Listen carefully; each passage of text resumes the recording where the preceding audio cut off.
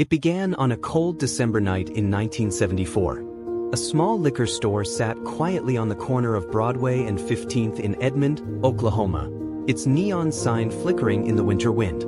Behind the counter was a young woman named Carolyn Sue Rogers, 30 years old. Kind and trusting. She was working late, making a little extra cash before New Year's Eve. But that night, she never made it home. At 9:45 p.m., two men walked into the store. Moments later, the sound of gunfire shattered the calm. Rogers was shot in the head. Another woman, Belinda Brown, a customer, was hit too, but she lived. Barely. By the time police arrived, the killers were gone. No fingerprints. No gun. No clear motive. Only chaos. The crime scene was small, but the fallout would last nearly half a century.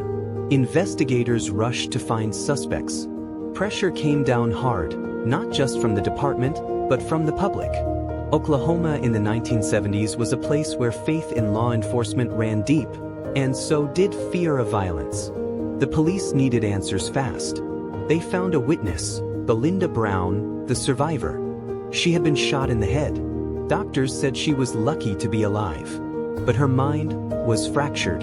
Her memories came and went in fragments. Still, she was their only hope. When she woke in the hospital, detectives showed her photos, mugshots, one after another. Different men. Different faces. And somewhere in that sea of faces, they told her the killer must be there. Days later, police announced they had their suspects, two young black men. Glynn Simmons, 21 years old, and Don Roberts, 19. Both from Louisiana. Both newcomers to Oklahoma. Both adamant they had nothing to do with this crime. But their protests didn't matter. Someone had to pay. Belinda Brown was shown multiple lineups, photos and live sessions. She pointed at several men. Sometimes one. Sometimes another. Her story shifted, her vision blurred.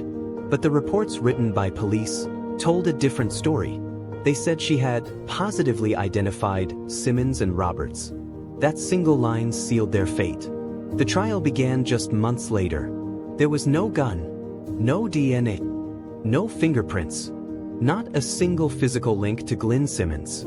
All the state had was one wounded woman's uncertain memory. The defense tried to fight back. They brought in alibi witnesses from Louisiana, people who swore Glynn was hundreds of miles away at the time of the shooting. But they were brushed aside. The prosecutor told the jury, "We have an eyewitness, and she saw their faces." That was enough. On June 15, 1975, the jury found both men guilty of first-degree murder. The sentence, death. For Glynn Simmons, time froze that day. He was just 22. A son, a brother, a friend, and now an inmate on death row. His cell was cold. The light above his head never turned off. He would lie awake for hours, staring at the ceiling, repeating one sentence over and over. "I didn't do this." In 1977, his death sentence was commuted to life imprisonment after the Supreme Court struck down Oklahoma's death penalty statute. It spared his life, but condemned him to die slowly, behind bars. Years turned into decades. The world outside changed. Presidents came and went. Wars began and ended. Technology evolved. But Glynn stayed in the same place, the same cell, the same four walls. He filed appeal after appeal. Each one denied. He wrote letters to lawyers, to journalists, to innocence projects, begging someone to take another look. But nobody came. In his journal, he once wrote, "I have been buried alive in a legal coffin. The truth is my only oxygen." And for 48 years, he barely breathed. The truth didn't start to emerge until nearly half a century later, when someone finally opened the right drawer. A young defense attorney named Joe Norwood was combing through dusty archives, reviewing old case files for the Oklahoma Innocence Project. That's when he found it, a lineup report that had never been disclosed to Glynn's defense team. The report showed something stunning. Belinda Brown had not identified Simmons or Roberts in her first lineups. In fact, she'd pointed to other men entirely. Names that were never charged. Faces that never went to trial. And worse, the police knew. Those original reports had been quietly withheld, buried beneath layers of paperwork, hidden for decades. It was a Brady violation, the legal term for when prosecutors withhold evidence that could prove a defendant's innocence. It's one of the gravest sins in the justice system, and it happens far more often than the public realizes. But this had cost a man nearly his entire life. More evidence surfaced. Memos from the district attorney's office. Witness statements that contradicted trial testimony. And even the prosecutor himself, now retired, admitted he'd long had doubts about the conviction. He called the case thin, built on sand. Yet the state had kept defending it year after year, motion after motion. Because to admit error, to say we put an innocent man in prison for nearly 5 decades, is to admit the system is not just flawed, but fragile. And so, it took nearly half a century before Oklahoma's courts finally listened. In July 2023, a judge vacated Glynn Simmons' conviction. After 48 years behind bars, he walked out of prison, a free man. He stepped into the sunlight for the first time since 1975. His hands trembled. His eyes blinked against the light. He was 70 years old. Half a lifetime, gone. He told reporters, "I don't call this a miscarriage of justice. I call it a deliberate miscarriage." Because someone had chosen to look away, to ignore the missing reports, to suppress the truth, to protect a conviction, not the truth. In December 2023, an Oklahoma judge declared Glynn actually innocent. Legally, officially, he became the longest wrongfully imprisoned man in U.S. history. 48 years, 1 month and 18 days. Let that number sink in. 48 years. When he entered prison, Nixon had just resigned.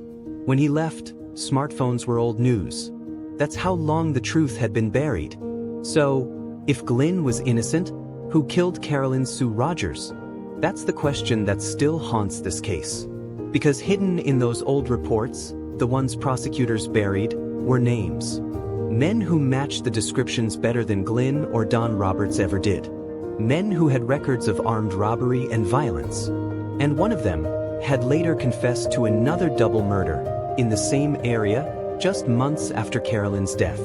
The name appeared in those early files, but it never reached the defense, never reached the jury, never saw the light of day until it was too late. The truth was always closer than anyone knew. Closer to the investigators, closer to the witnesses, closer to the community. But for nearly 50 years, it stayed hidden, tucked between lies and paperwork. Freedom is complicated for the wrongfully convicted. How do you rebuild a life when the world has moved on without you? Glynn learned to use a smartphone. He joined social media.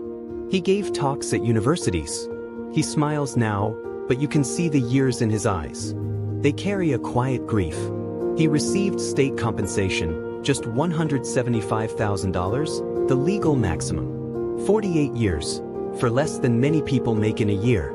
Later, he sued the city and the officers responsible. In 2025, Oklahoma City settled, paying him $7.15 million for his suffering. It's something, but it's not justice. Because no amount of money can buy back what was stolen. His youth, his mother's funeral, his friends, his entire life, gone.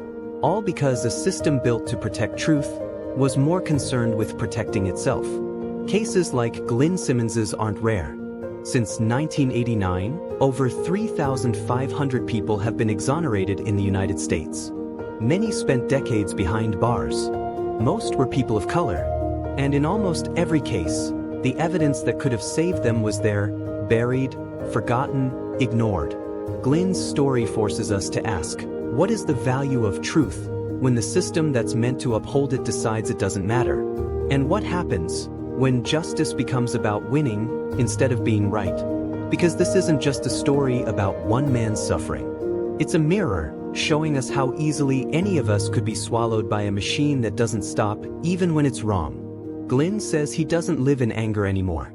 He lives in gratitude. But beneath that calm voice, you can still hear the echo of all those years he lost. He once said, "They took my freedom but not my faith. I always knew the truth would survive me. And somehow it did. He was wrongly jailed for 48 years, and the real killer was closer than anyone knew.